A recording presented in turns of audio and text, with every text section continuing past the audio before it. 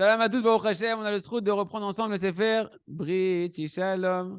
Brit Shalom. Aïe, aïe, aïe, aïe, aïe, aïe. Brit Shalom. Aïe, aïe, aïe, aïe. Brit Shalom.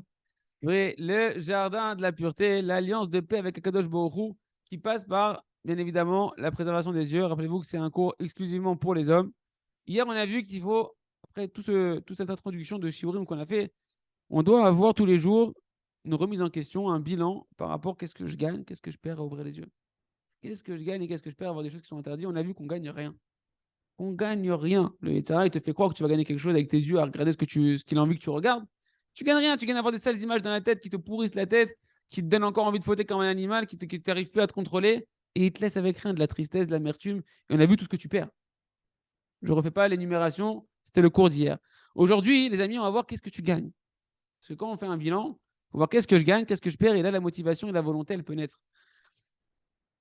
Qu'est-ce que je gagne? Qu'est-ce que je gagne quand je vais travailler? Alors, on ne peut pas préserver ses yeux du jour au lendemain, mais travailler sur ça, d'étudier ces cours-là, d'étudier le jardin de la pureté, de faire tes chouvas tous les jours, de prier sur ça, d'enfoncer sa volonté.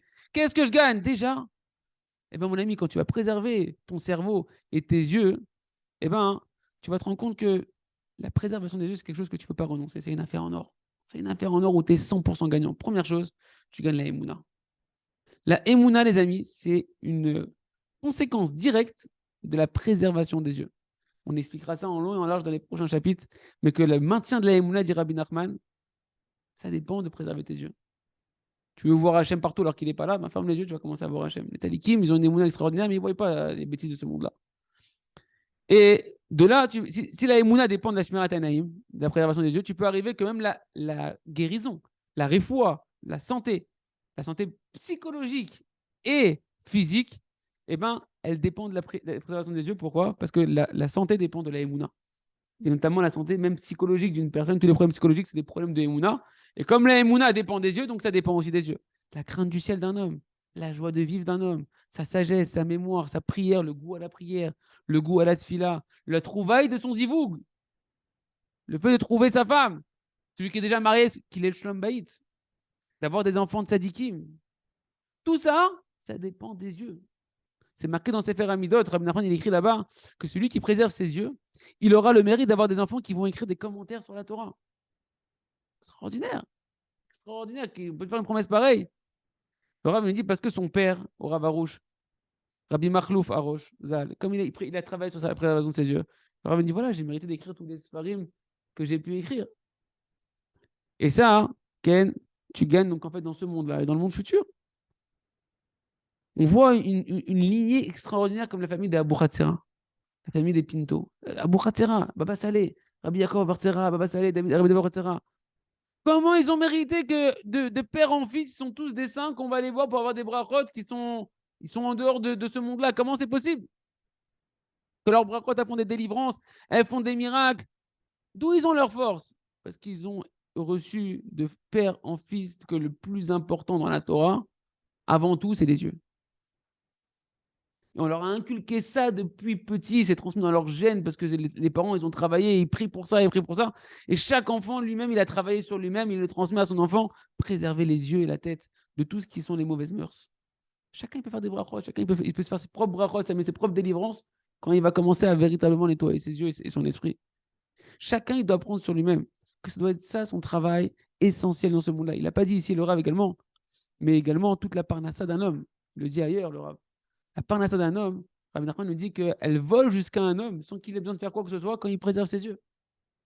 S'il ne préserve pas ses yeux, il va devoir travailler des travaux pénibles du matin au soir comme en esclavage pour amener sa parnassa. Peut-être qu'il va gagner 10 000 euros, 15 000 euros, 20 000 euros, mais il va travailler comme un esclave. Et il pense à ça quand il dort, il est angoissé, les trucs, les machins. Vas-y. T'en as un autre, ça vient, et il vit bien, et il ne pense pas à ça. C'est les yeux. C'est l'ikim. Kacha, ils attirent la parnassa sur eux. Chacun, il doit prendre sur soi que l'essentiel de son travail dans ce monde-là, c'est qu'il va se mettre à étudier le sujet.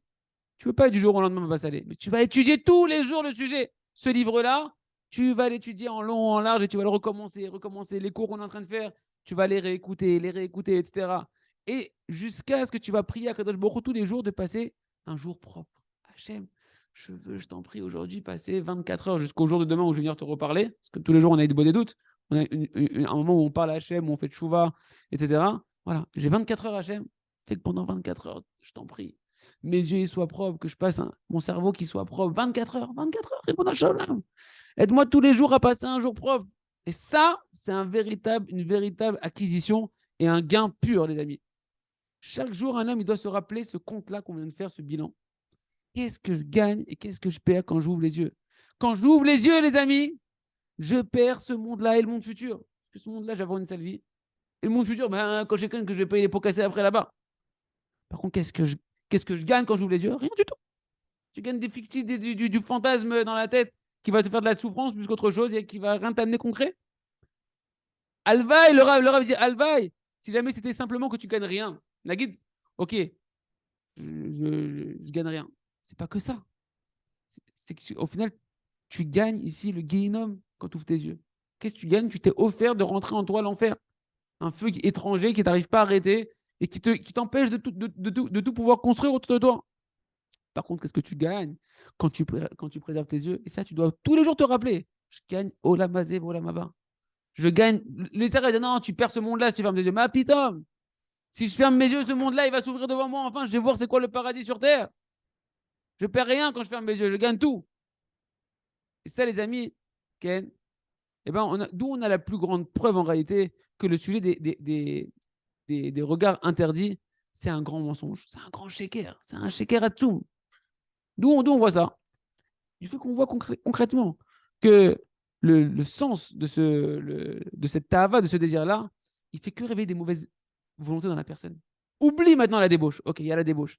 Mais regarde une personne qui est dans la débauche, comment, et même une personne elle tombe dans ce mauvais désir-là, comment ça réveille en elle que des mauvaises volontés, des mauvais désirs, qui éloignent l'homme du but complètement, de la Torah, de l'attachement à Kadosh Baruch Hu, des bons traits de caractère, de l'envie de donner. L'homme, il devient égoïste, il pense qu'à lui, sa femme, il a oublié, ses gosses, il les a oubliés.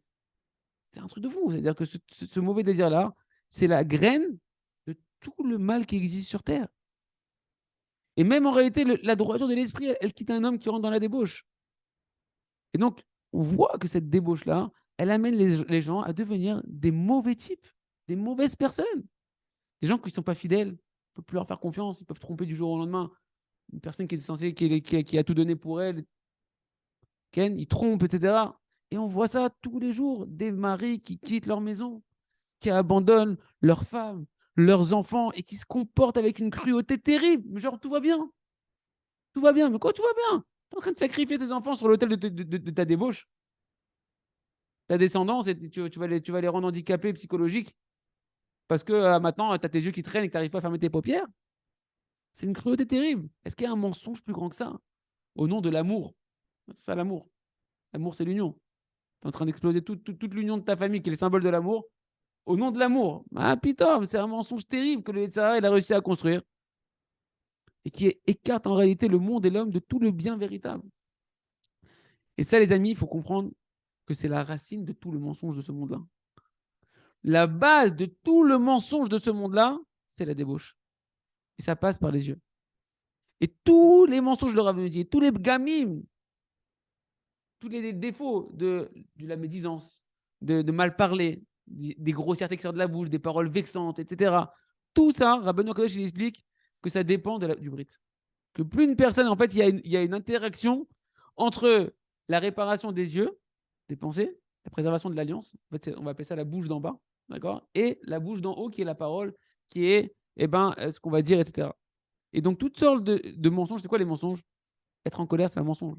Une personne qui se met en colère, c'est une forme de mensonge, parce que normalement, il y a tout c'est Hachem. Pourquoi tu te mets en colère? Tout c'est Hachem, pourquoi tu te mets en colère? C'est un mensonge, tu t'es mis en colère, tu ne vois pas Hachem ici.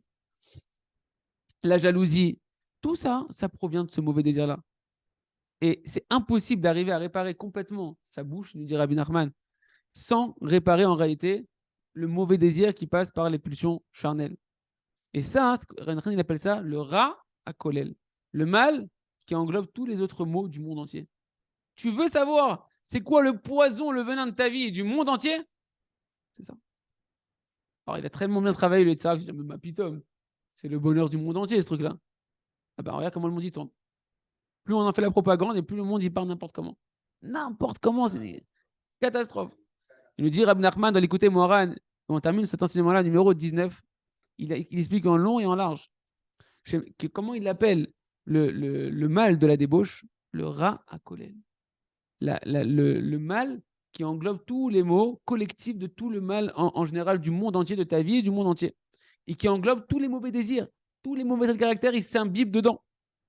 Est-ce qu'il y a un mensonge plus grand que ça? C'est tout le mal incarné, ce truc-là. C'est le mensonge par excellence. Par contre, ce qui est extraordinaire, c'est ce que vient de dire Abin Nachman, que quand tu travailles ça, tu es dans le tikkun aklali. Tu répares tout. Parce que c'est la racine de tout le mal. Donc, quand tu guéris la racine du mal, ben, automatiquement, tout le mal, il va mourir. Ou bien tout ce qui était malade va guérir.